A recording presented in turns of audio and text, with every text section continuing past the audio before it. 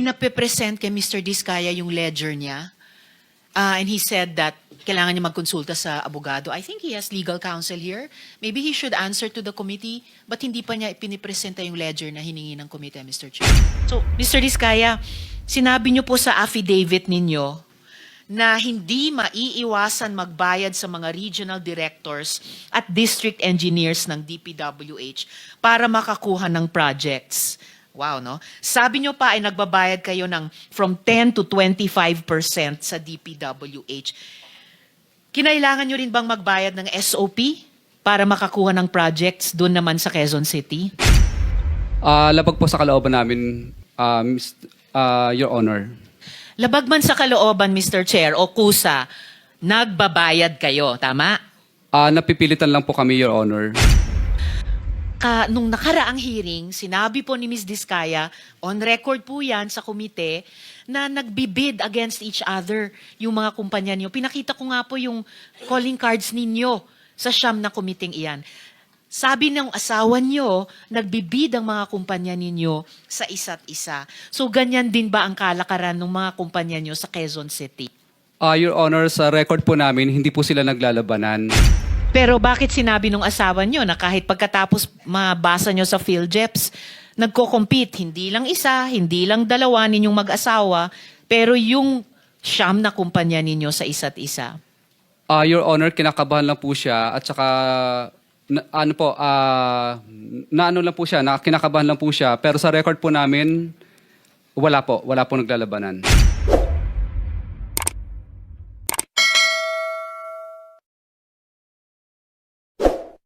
Let us Mr. Chair. proceed, no?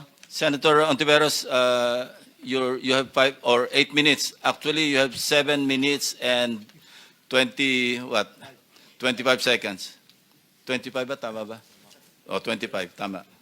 Salamat, Mr. Chair. But before my time starts ticking, just to follow up, kung pinape-present kay Mr. Diskaya yung ledger niya, and he said that kailangan niya magkonsulta sa abogado, I think he has legal counsel here.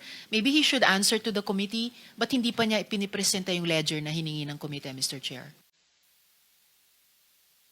Mr. Diskaya.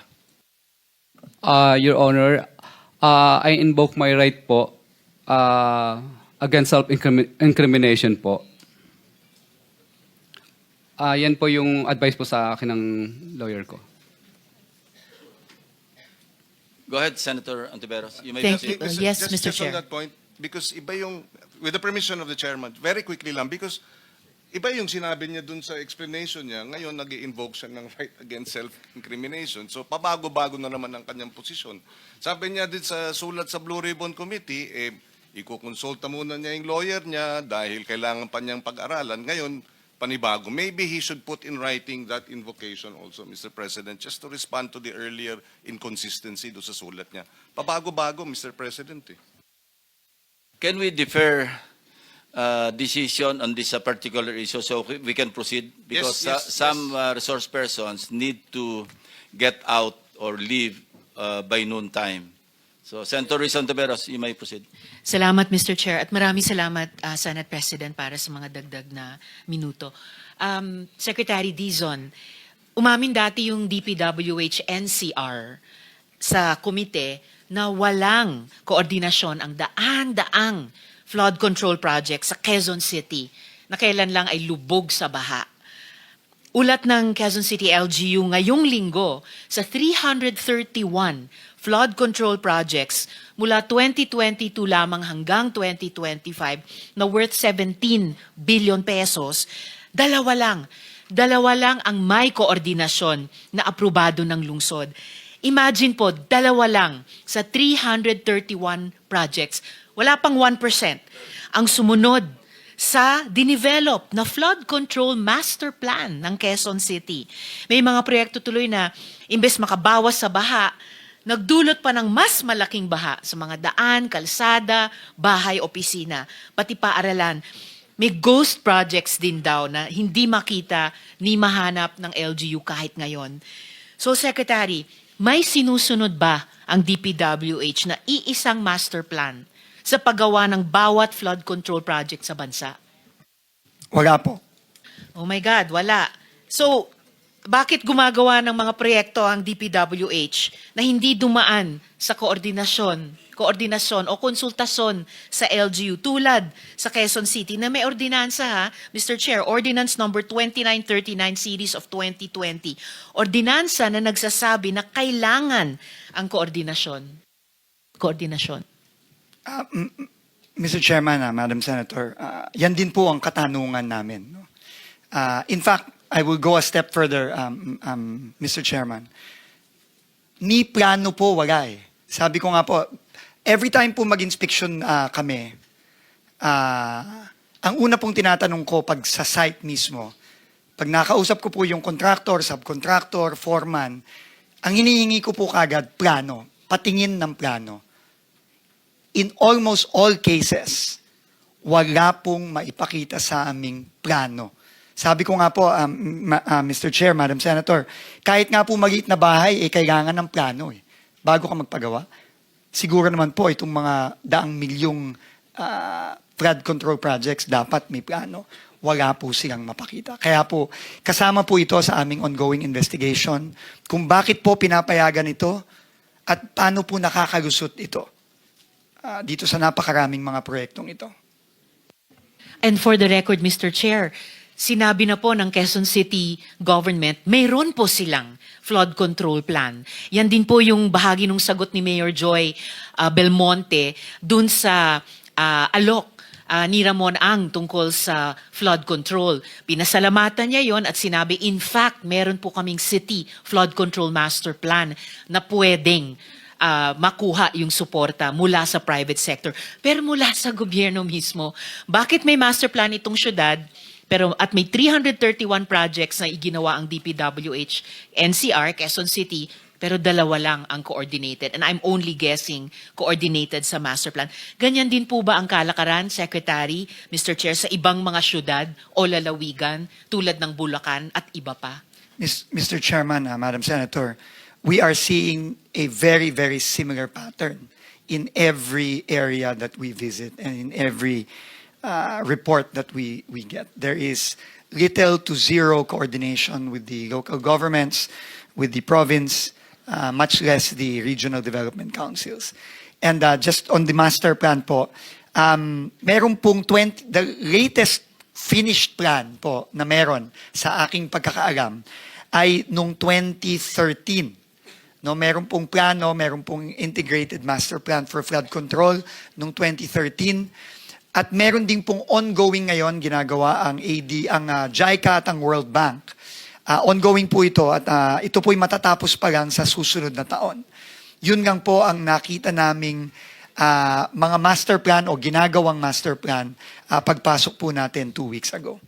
At yung pong latest finished plan 2013, para po yun sa NCR o bansa o Quezon City, Secretary? NCR po. NCR po. At yun din pong ginagawa ngayon ay NCR din po, ang ginagawa ng World Bank at ng JICA. So yung ongoing JICA World Bank Master Plan, matatapos nila by 2026 para din sa NCR.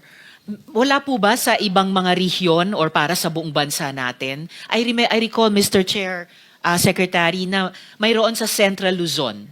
Tama po ba yon? Meron din pong ongoing din po ng Asian Development Bank ng 18 major river basins nationwide, no? Pero again, ongoing pa lang din po ito. So, mali ba yung alaala ko na mayroong master plan para sa Central Luzon? I seem to remember having read na mayroon. And kung mayroon kasi, dapat sakop pati Bulacan. May reference, kung naalala ko, sa Pampanga River Basin, Mr. Chair, Secretary.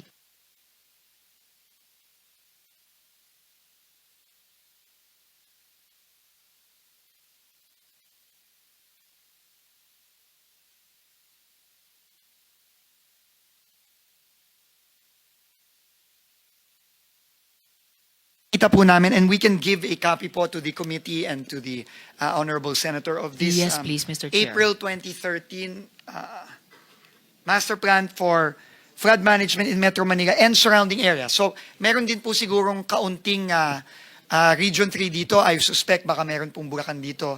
Kakahanap pa lang po namin ito, Mr. Chairman, Madam Senator, and we will submit this po to the committee. Salamat, Mr. Chair. Chairman, Yes, with Mr. the Chair. with the permission of Senator Ontiveros. Yes, Mr. Chair. Just Senator Pangilinan is yes, just recognized. very quickly yung information ng master plan. Can you give us a cost estimate of the completion of that master plan? Magkano yan? Kasi baka nga yung 2 taong flood control na nalustay enough to address itong 18 river basins and address the problem of potable water, irrigation, as well as flood control. Just to inform, submit the costing, estimated cost to us. To clarify po, Mr. Chairman, cost po nung paggawa nitong master plan, hindi No, po no, yung, no, no. The o cost- yung mga proyekto. If the plan is implemented, how much will it cost? How long will it take? Di ba may plano? Senator Pangilinan, with due respect, may I remind you that you are only allowed one follow-up question unless Yes, Senator sorry. Tiberos opts not to reclaim her time. My Because it will be apologies. deducted. It's all right, Chair, Mr. Chair. He may pursue this last follow-up So question let for now. the clock move. Mr. Chairman, I don't have the numbers right now. Kukunin ko po yun, pero very clear po yung instructions po ng committee. Bibigay po natin yung costas ng mga proyektong kasama dun sa master plan kung ito sana ay na-implement. Opo. Thank you, Mr. Chairman. Salamat, Mr. Chair. And importante po yan, Mr. Chair, kasi baka hindi lang doble, kundi triple ang gastos sa mamamayan nitong floodgates of corruption. Kasi yung proyekto na ginastosan, yung damage sa mga tao dahil binabaha pa rin kahit di umano may flood control projects, plus nga yung gastos din nitong mga pagbubuo ng master plan na dapat sana ay maasahang maipatupad. Could I add the request, Mr. Chair, to the Secretary kung maaari nyo bang isumite sa komite mga kopya ng mga existing master plans for flood management for Metro Manila. So, yun po. We will comply po. Thank you. Mr. Thank you, Secretary, Mr. Chair. Dako naman po ako sa ngayon sa mga Diskaya sana, pero isa lang amang po dito, ay nandito. So, kay Mr. Curly Diskaya. Mr. Chair, mukha kasing yung modus ng BGC Boys na ibinansag ninyo sa Bulacan ay hindi isolated case. Yung mga contractor na sangkot sa flood control project sa Quezon City, pamilyar na po sa atin. Napapa-Sounds family kami ni Senator JV kanina. Wow Builders, IM Construction Corporation. Siyempre, ang walang kamatayang St. Timothy at Alpha and Omega. So, Mr. Diskaya, sinabi niyo po sa affidavit ninyo na hindi maiiwasan magbayad sa mga regional directors at district engineers ng DPWH para makakuha ng projects. Wow, no? Sabi nyo pa ay nagbabayad kayo ng from 10 to 25% sa DPWH. Kinailangan nyo rin bang magbayad ng SOP para makakuha ng projects doon naman sa Quezon City? Your Honor, hindi po. Bali, kami po ay nilalapitan lang po pag once na may award na po at saka lang po kami nilalapitan. At ayaw po naming magbigay, Your Honor. Kaya lang po, ay napapressure lang po kami. So hindi tama yung unang sagot nyo na hindi kayo nagbabayad. Kasi yung huling sinabi nyo ngayon ay ayaw nyo sana, pero nape-pressure kayo. So, suma total, nagbabayad din po kayo kahit sa project sa Quezon City. Labag po sa kalooban po namin, pero kasi magkakaroon po ng problema po ang collection po namin at saka yung mga projects po namin. So labag sa kalooban nyo, pero dahil gusto nyong makakolekta, dahil ayon sa inyo hindi daw kayo makakakolekta kung hindi kayo nagbabayad. Again, suma total, Mr. Chair, nagbabayad pa rin kayo. Labag po sa kalooban namin, Your Honor. Labag man sa kalooban, Mr. Chair, o kusa, nagbabayad kayo, tama? Napipilitan lang po kami, Your Honor. Pwede bang palitan yung verb? Wag na yung labag o napipilitan. Nagbabayad kayo, tama? Kinukuha po nila sa amin, Your Honor, yung... Mr. Chair, Hindi naman kayo hino-hold up, I think Mr. the question Chair. of Senator Risa is only answerable by Senator yes or Estrada is recognized. Yes, Mr. Kindly Chair. address the chair if you want to no. Yes, interject. Mr. Chair, I apologize. The question of Senator Ontiveros is only answerable by yes or no. Yes, Your Honor. All right. You answer, Senator Risa. Thank you, Mr. Chair. So yes, nagbabayad kayo. Yes, Your Honor. Yes, hindi kayo hino-hold up. Kayong nang-hold up sa taong bayan. Pag napatunayan namin lahat-lahat nitong mga flood control project scams. Okay, dyan po ba sa Quezon City, nagbibid din ba ang mga kumpanya ninyo laban sa isa't isa?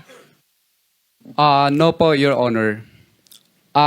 No? I'm Sa speaking naunang hearing, Mr. Diskaya, sinabi nyo or sinabi ni Ms. Diskaya, nagbibid-bidan ang mga kumpanya ninyo sa laban sa isa't isa kuno. Para matalo man yung iba, may mananalo sa kanila, panalo pa rin kayo.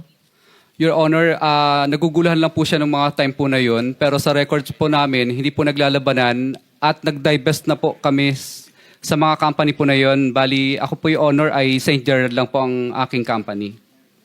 Mr. Diskaya, kanina ang sinasabi nyo, heart condition, diabetes, hypertension. Ngayon sinasabi nyo, naguguluhan lang siya. So, sasabihin nyo, ngayon gusto nyong pag-usapan yung mental health natin. Sir, please just answer the question. Nung nakaraang hearing, sinabi po ni Ms. Diskaya, on record po yan sa komite, na nagbibid against each other yung mga kumpanya niyo. Pinakita ko nga po yung calling cards ninyo sa siyam na komiting iyan. Sabi ng asawa niyo, nagbibid ang mga kumpanya ninyo sa isa't isa. So ganyan din ba ang kalakaran ng mga kumpanya niyo sa Quezon City? Your Honor, sa record po namin, hindi po sila naglalabanan. At ang amin lang pong company doon ay yung St. Gerard lang po ang akin po. At yung sa miss ko naman po is Alpha lang.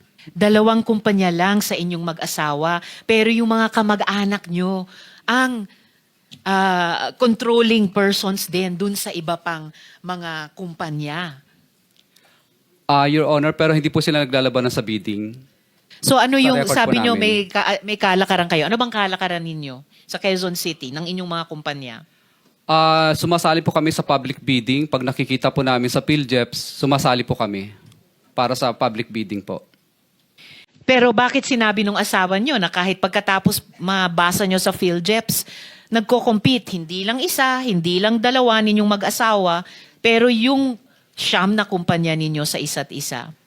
Your Honor, kinakabahan lang po siya at saka kinakabahan lang po siya. Pero sa record po namin, wala po naglalabanan. Sige, titignan ko ulit yung mga records ninyo ha. At tatanungin ko ulit si Ms. Diskaya pag nagpakita sila ulit sa susunod na hearing. Dahil mahirap pong magsabi ng one thing sa isang hearing at magsabi ng kabaliktaran nun sa susunod. Perjury po ang tawag doon dahil under oath po kayong mga resource persons. Ngayon may mga nakausap o nilapitan din ba kayong regional directors at regional director at district engineers dito naman sa NCR?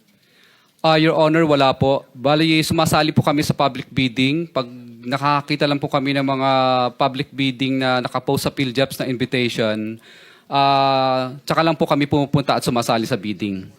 At nagbayad din ba kayo ng 10 to 25% para makakuha ng proyekto? Yan po ang pinipilit po nila kapag kami po ay na-awardan na po ng project at saka po sila nagdadatingan. At pag nagdadatingan sila at pinipilit kayo, nagpapapilit naman kayo, nagbabayad kayo. Your Honor, wala po kami magawa kasi syempre po natatakot kami dahil nagkaroon na po kami ng mga karanasan na nami-mutual terminate po at nami-mutual terminate at saka nagkakaroon po ng right of way problem ang mga project po namin. Pero nagbabayad kayo, 10 to 25% sa Quezon City. Your Honor, yes po, Your Honor. Yes, ay salamat. Isang consistent na sagot so far.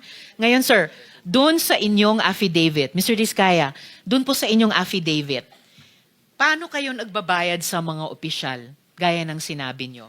Cash ba yan lagi? Cash po lagi. Okay, cash lagi. So, nag-withdraw kayo ng malaking cash sa bangko? Yes po, Your Honor. Yes. Magkano pinag-uusapan natin? Anong range ng bigayan? Your Honor, I invoke my right po, Your Honor, kasi wala pa po akong protection po. Sir, ang protection Witness nyo ay protection. magsabi kayo ng totoo, under oath. Kanina, inamin nyo na nagbabayad kayo ng 10 to 25% sa Quezon City. So, given yung range ng halaga ng mga proyekto nyo sa Quezon City, magkano ang range ng bigayan kapag kayo nagbabayad niyang 10 to 25%? Senator, with the permission of Senator Yes, Tiveros, Mr. Chair. the Senate President is recognized. Mr. Diskaya, bigyan ko kayo ng advice, ha? This is not because I am a lawyer. It's because I have been here for ages, since 1992. Ay, ako ang pinakamatandang senador dito eh. Sa term, hindi sa edad. Mas may edad sa akin yung katabi ko. Meron kayong legislative immunity, huwag kayong matakot. Pag sa hearing kayo nagsasalita, pwede nyo invoke legislative immunity, magsalita kayo. Huwag nyo sabihin yung against self-incrimination. Hindi. There is such thing inherent sa mga committees, yung legislative immunity yung tinatawag. Kung meron kayong gusto ipagtapat ninyo. Hindi pwedeng gamitin sa inyo pag sa hearing nyo sinabi. Na makakatulong kayo sa amin at matutulungan din namin kayo. Yun ang gawin ninyo. Tatanong sa abogado nyo, alam ng abogado nyo yan eh. Baka lang, ayaw nyo lang talagang sabihin yung dapat eh. Di ba? Huwag kayong matakot. At meron po kaming maibibigay sa inyong legislative immunity tinatawag.